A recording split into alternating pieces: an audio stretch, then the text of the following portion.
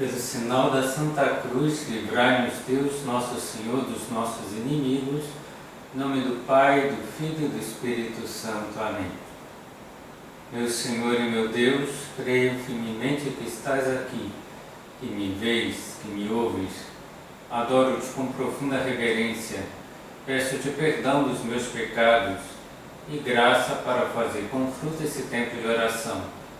Minha Mãe Imaculada, São José, meu Pai e Senhor, meu anjo da guarda, intercedei por mim.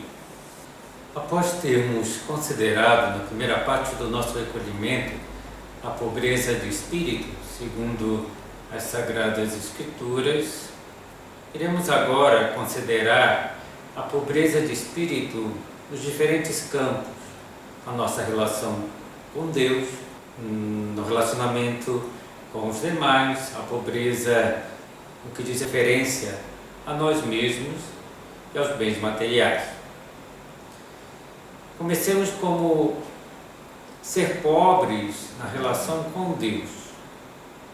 Devemos reconhecer nossos limites radicais que temos como criaturas, a nossa dependência ao Deus Criador. Deus nos ama e nos dá a vida e por amor nos mantém na existência. E ser pobres ou pequenos na relação com Deus é reconhecer que tudo nos foi dado como dom, até mesmo a nossa existência, Deus nos mantém na existência. Santa Teresinha, alguns meses antes da sua morte, dizia: ser pequeno ainda é não atribuir-se a si mesmo as virtudes que pratica, crendo-se capaz de alguma coisa, mas sim reconhecer que Deus colocou esse tesouro nas mãos de seu filhinho, para este servir-se dele quando tiver necessidade, porém continua sendo sempre o tesouro de Deus. Devemos ter as mãos vazias e abertas a Deus. Mas devemos reconhecer, é preciso reconhecer que essa não é uma atitude espontânea nossa. Tendemos a usar os bens que realizamos para fabricar uma espécie de pequeno pedestal sobre o qual nós subimos, satisfeitos, para julgar os outros, para acharmos superiores aos demais.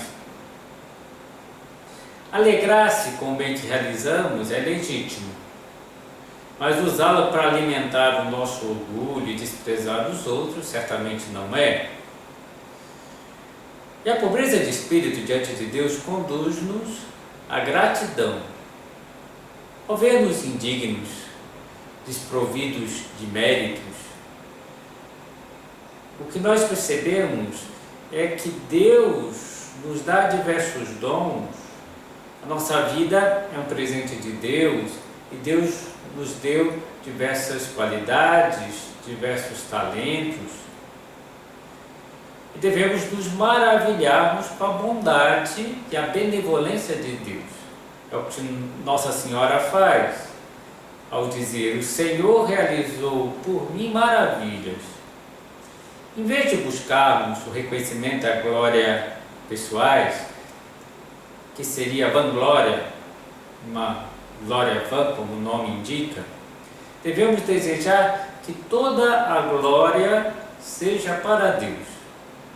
São José Maria, fundador do Opus Dei, dizia muitas vezes ao dia, em latim: Deo omnis gloria, para Deus toda a glória. E a gratidão unida a esse desejo de dar glória a Deus alimenta a nossa humildade. Tudo que nós somos, tudo que temos, todo o bem que realizamos é algo que nos é dado e do qual nunca devemos nos gabar. São Paulo alertava aos de Corinto: que é que possuís e não tenhas recebido? E se recebeste, por que te glorias como se não tivesse recebido? Podemos nos examinar. Por que temos uma tendência tão forte a apossar-nos dos dons de Deus? para inflar o nosso ego.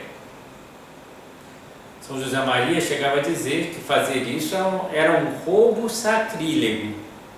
Roubamos algo que é sagrado porque é de Deus, a glória é para Deus.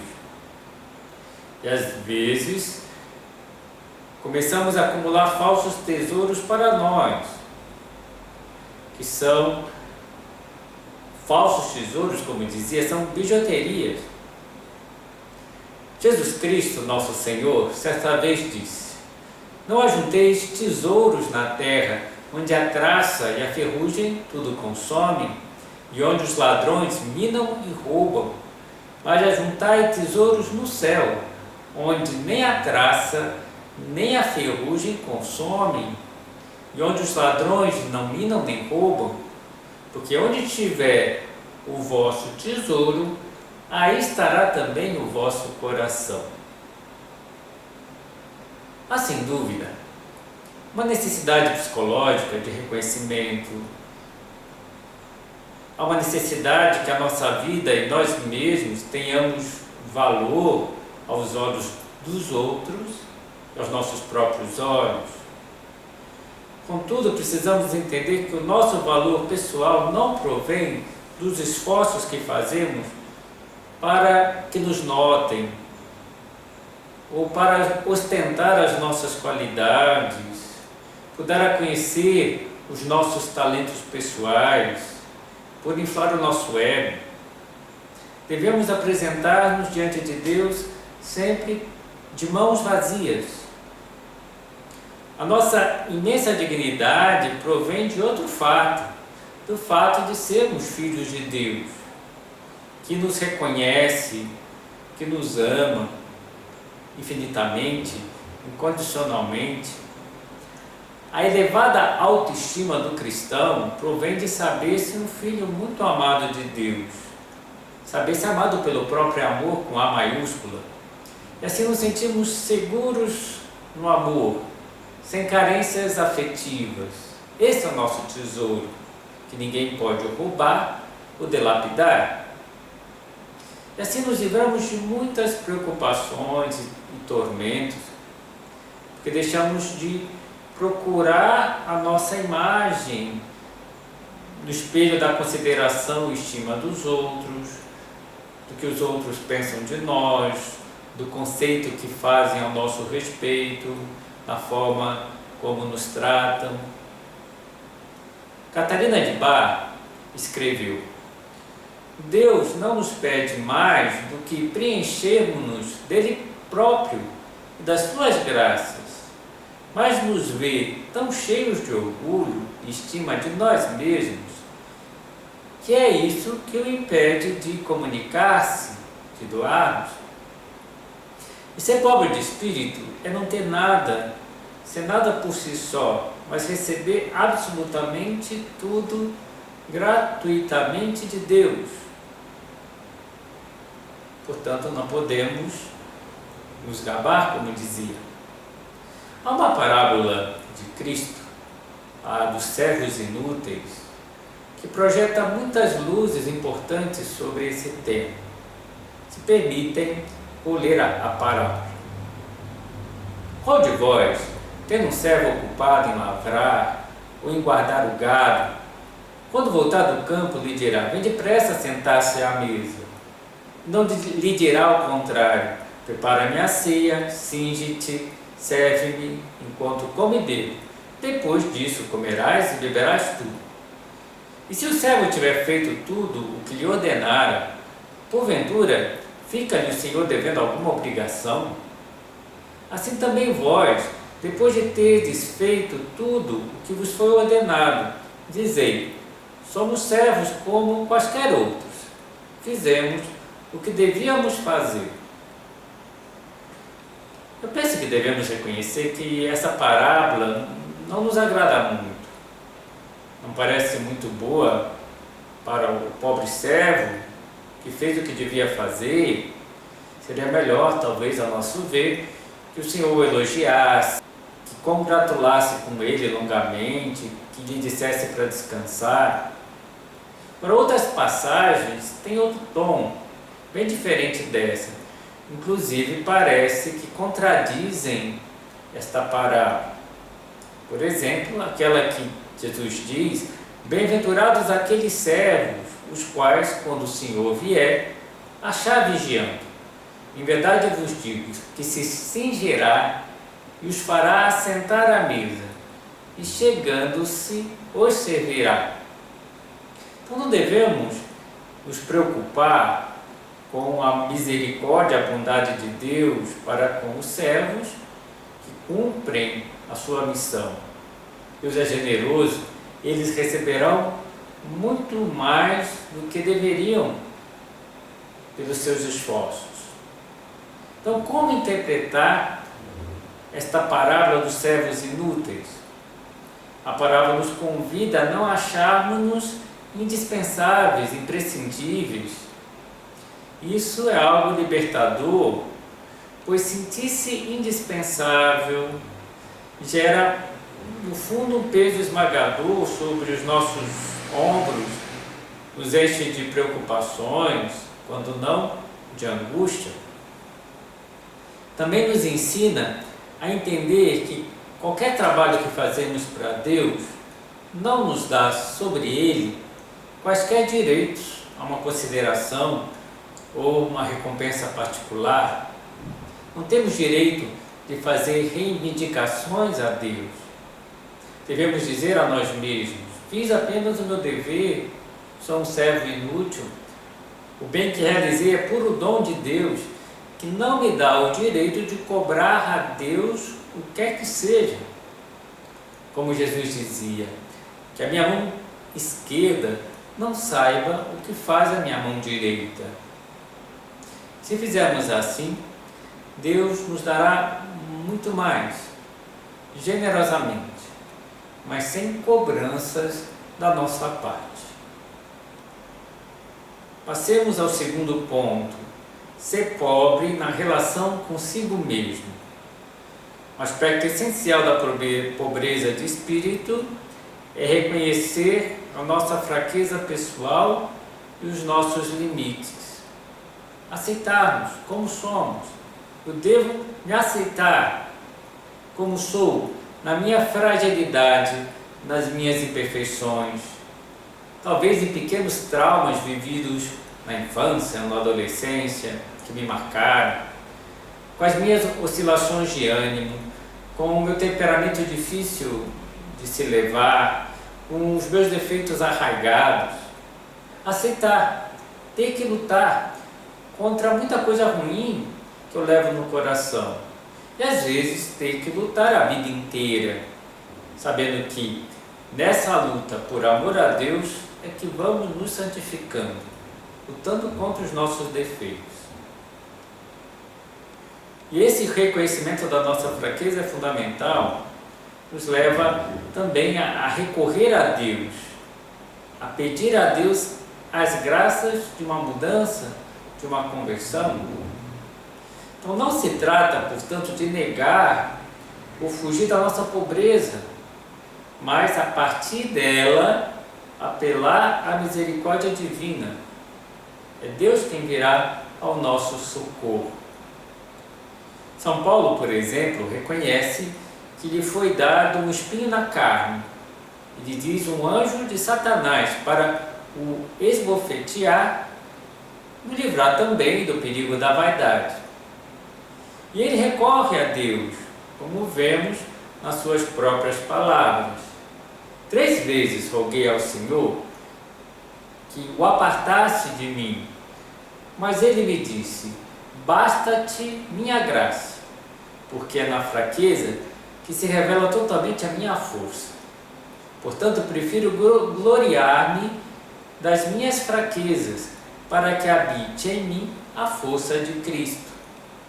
Eis porque sinto alegria nas fraquezas, nas afrontas, nas necessidades, nas perseguições, no profundo desgosto sofrido por amor de Cristo. Porque quando me sinto fraco, então é que eu sou forte.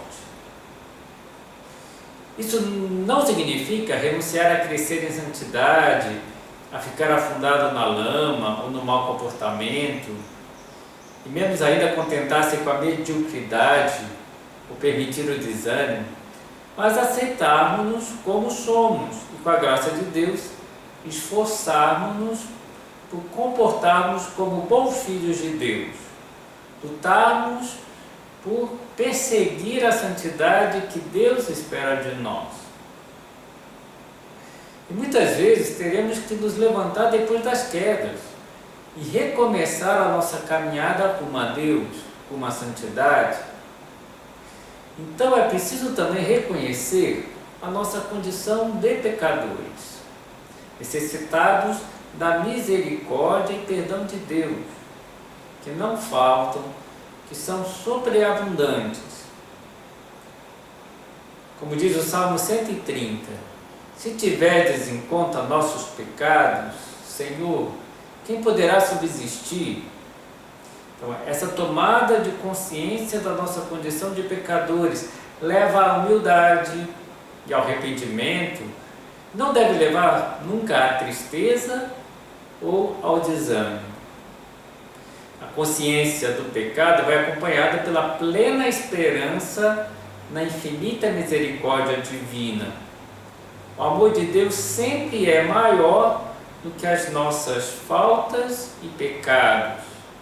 A misericórdia e a graça de Deus são maiores do que a nossa capacidade de pecar. E Deus quer nos livrar dos pecados. Ele é o Cordeiro de Deus que tira o pecado do mundo. Ele quer que sejamos salvos, que sejamos santos. Nós devemos acolher essa misericórdia, como diz o Salmo: espere Israel pelo Senhor, porque junto ao Senhor se acha a misericórdia, encontra-se copiosa redenção. Vejamos o terceiro ponto: ser pobres na relação com o próximo. A pobreza de espírito com relação ao próximo leva a não querermos nos apropriar dos outros, em renunciar a qualquer forma de domínio ou de manipulação, de utilização do outro para fins pessoais.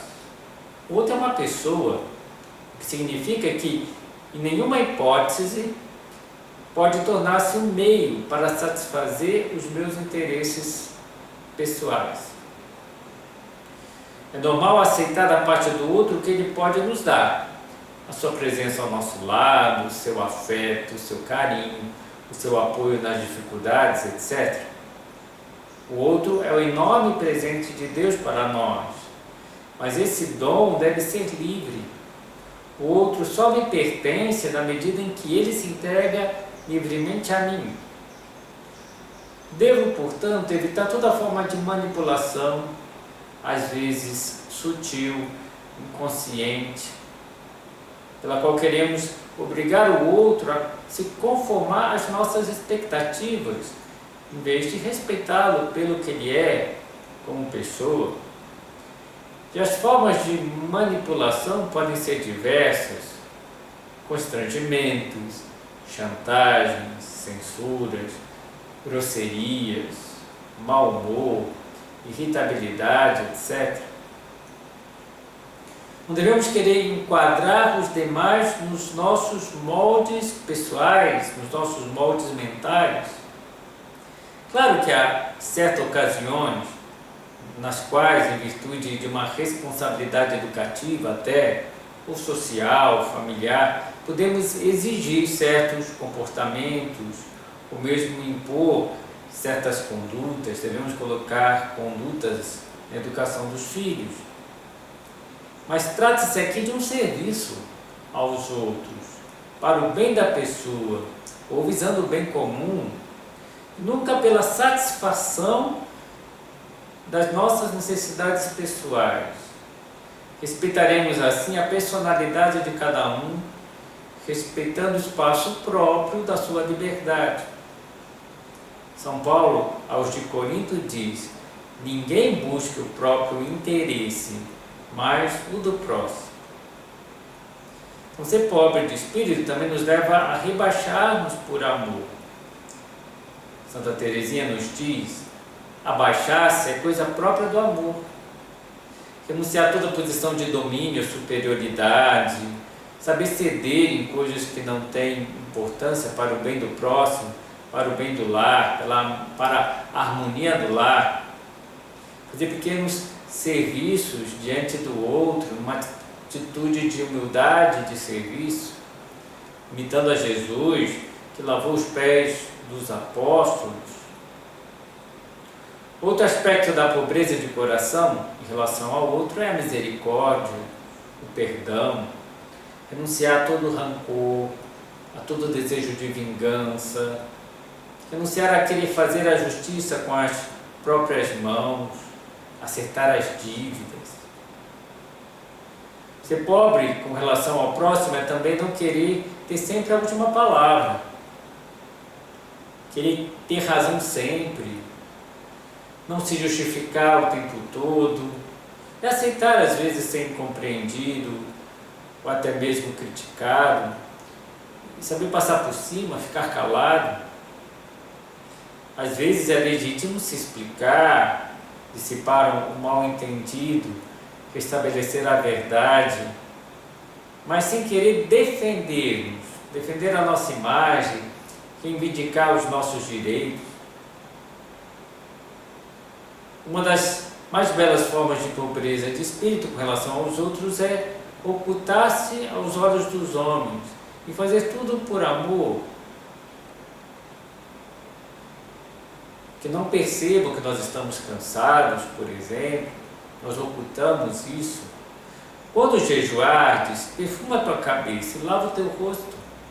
Assim não parecerá aos homens que jejuas, mas somente a teu Pai, que está presente ao oculto. E teu Pai, que vê num lugar oculto, te recompensará. Outra forma de pobreza de espírito é a generosidade com os outros. Nós podemos saber ceder, ser generoso, não devolver o mal com o mal, não olho por olho, dente por dente. Jesus disse: eu, porém, vos digo, não resistais ao mal. Se alguém te ferir a face direita, oferece também a outra. Se alguém te citar injustiça para tirar-lhe a túnica, cede-lhe também a capa. Ser pobres com relação aos bens materiais. Ser pobre com relação aos bens materiais é não fazer de nenhum bem material uma segurança. Quanto mais procurarmos seguranças humanas, mais ficaremos inquietos. Coloquemos a nossa última segurança somente em Deus. Às vezes o problema está em que colocamos a nossa confiança em outros bens, e muitas vezes em bens materiais. Um comentário interessante de uma escritora, biógrafa de São José Maria Escrivá, que leio para vocês. Normalmente, os homens costumam estar satisfeitos com o que são, mas inquietos, preocupados e nunca suficientemente abastecidos com o que têm. Deveria ser o contrário, mas não é o que acontece. Querer ser melhor, ou ser mais plena e fielmente o que se deve ser, submerge o homem num mundo límpido, fascinante e plácido do mistério. Pelo contrário, pretender ter mais, a luta agitada por ganhar e adquirir propriedades materiais ou instalações de conforto, imbrica o homem no labirinto incerto, tortuoso e desassossegante do problema. Para o ambicioso, ter ou não ter, obter, reter, deixar de ter, tudo isso é muito complicado. Nós vemos no nosso mundo uma grande preocupação, uma grande corrida para possuir, para ter mais. E a cobiça é precisamente esse desejo desordenado de ter mais. E a avidez, o desejo de uma apropriação desmedida dos bens terrenos. E Deus deseja que nós tenhamos uma paixão moderada pelas coisas materiais, que saibamos usá-las como que são meios e não fins da nossa vida. Os fins são outros. O fim último é Deus. Depois, podemos querer o bem-estar material, sim, para o bem da família, mas o que nós queremos é o bem da família, não a coisa material em si, que não é o principal. O fim não é o dinheiro, é a família. É bom garantir a subsistência, dar segurança, promover meios que garantem uma vida digna, mesmo o bem-estar relativo é importante, mas não é o fundamental, não é o principal. Há coisas que são mais importantes, há um patrimônio muito mais elevado da fé, da esperança, do amor, de muitas virtudes. O que importa é cumprirmos a nossa missão. É bonito o exemplo que São José Maria nos deixou com relação ao desprendimento, conforme lembrava o Beato Álvaro em uma das cartas para os fiéis do Opus Dei. Nos começos da obra, Deus permitiu que o nosso fundador carecesse de tudo, inclusive do necessário.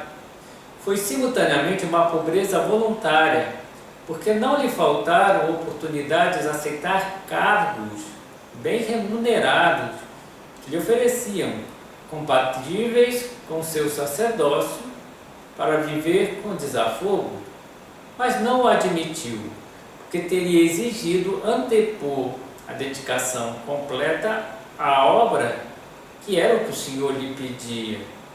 Soube corresponder, confiando plenamente na promessa de Jesus: buscai primeiro o reino de Deus e a sua justiça, e todas as coisas, as outras coisas, vos serão dadas em acréscimo. E o Senhor o premiou a sua entrega com abundante fruto. O trabalho deve ser subordinado a Deus e à família. Nós devemos querer cumprir a nossa missão antes de tudo. Não podemos inverter os valores. Os bens materiais são sim necessários para o nosso crescimento pessoal, mas estão a nosso serviço. Nós não servimos aos bens materiais, porque isso seria uma verdadeira cobiça. Não devemos colocar a nossa confiança neles. A nossa confiança colocamos na fé, na providência divina. Devemos tomar cuidado, porque há uma forte tendência a criar ídolos. O próprio Jesus Cristo nos advertia: ninguém pode servir a dois senhores, ou vai odiar o primeiro e amar o outro, ou vai aderir ao primeiro e desprezar o outro. Não podeis servir a Deus e ao dinheiro. E coloca esse dilema, ou a Deus ou ao dinheiro. Vale a pena examinarmos qual a importância que damos ao dinheiro. Há várias perguntas que nos ajudam a examinar o tema. Qual é a minha maior fonte de preocupações? Quais os motivos dos meus trabalhos e fadigas? Ter isso ou aquilo? Permitir-me tal capricho? O que ocupa os meus pensamentos? Acabo equacionando tudo em termos de dinheiro, do que me dá mais lucro. Não podemos apegar-nos ao dinheiro, porque senão não haverá espaço no nosso coração para Deus. E os bens tiranizam e nos dominam. São Paulo tem umas palavras fortes a esse respeito. Aqueles que ambicionam tornar-se ricos caem na armadilha do demônio e muitos desejos incessados e nocivos, e precipitam os homens ao abismo da ruína e da perdição, porque a raiz de todos os males é o amor ao dinheiro. Acossados pela cobiça, alguns se desviaram da fé e se enredaram em muitas aflições. A atitude cristã pede-nos compreender que os bens da terra são para o nosso uso,